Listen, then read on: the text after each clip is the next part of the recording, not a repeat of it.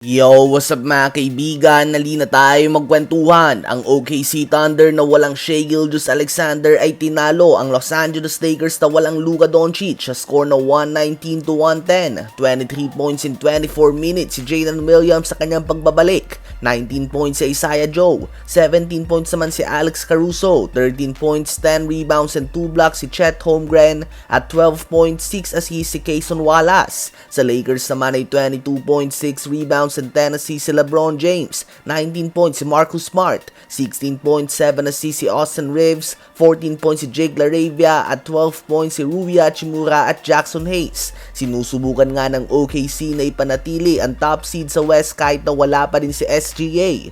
Napakatindi naman ang naging tapatan ng Cleveland Cavaliers at ng Denver Nuggets. Sa last minute ng game ay hawak na nga ng Denver Nuggets ang 3-point lead nang gumawa ng 3-pointers si James Harden na kung tutusin ay end 1 pa nga dapat. Dahil dito ay naging tabla ang game sa 117 apiece. Muling napunta nga sa Cavs ang bola sa last 5 seconds ng game nang magpasabit si Donovan Mitchell na nagresulta sa game-winning free throws nito. Panalo ang Cavs 119-117. Nanguna dyan ng 32 points and 10 assists si Donovan Mitchell, 22 points and 13 rebounds si Jarrett Allen, 22 points, 10 rebounds, 7 assists and 3 blocks si James Harden at 16 points naman si Jalen Tyson. Big win nga ito para sa Cavs na walang Evan Mobley. Sa Denver Nuggets naman ay 22 points, 14 rebounds, 11 assists si Nikola Jokic, subalit may kasama nga itong 7 turnovers. 20 points, 6 rebounds din si Julian Strawther, 20 points, 5 rebounds din si Christian Brown,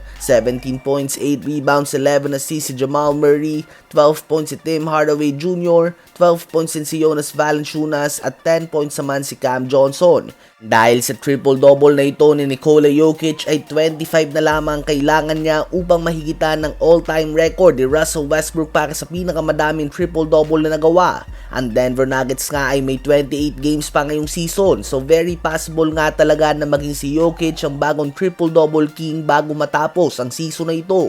Bukod na lang nga kung dadagdagan pa ni Russell Westbrook ang kanyang record, sa Cavs nga ay agad natin nakikita ang ambag ni James Harden na experience sa team na ito na madalas na magkaroon ng problema sa clutch moments. Pinutol naman ng number 1 seed Detroit Pistons ang siyam na magkakasunod na panalo ng Charlotte Hornets nang talunin nila ito sa score na 110-104. Pinakita ni Cade Cunningham ang larong pang MVP.